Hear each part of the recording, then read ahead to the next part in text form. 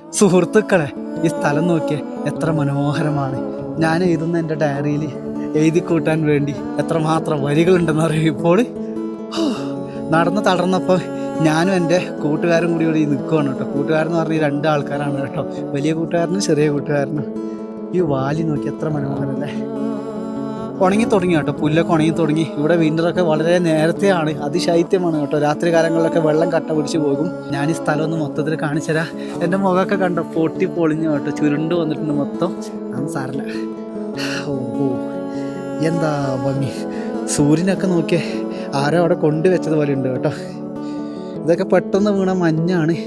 ഒരുപാട് സന്തോഷം നൽകുന്ന സ്ഥലം കേട്ടോ. ഇതാണ് നമുക്ക് ട്രയൽസ് വരുന്നത്. ജോഹാർ വാലിയിലെ മിലം ഹിമാനിയിലേക്ക് പോകാനുള്ള ട്രയൽസാണ് കാണുന്നത്.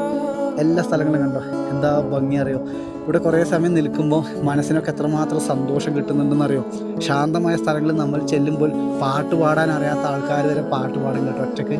ഞാനങ്ങനെ പാടാറുണ്ട്, പക്ഷെ നിങ്ങളിലേക്ക് എത്തിക്കാറില്ല എന്ന് മാത്രം.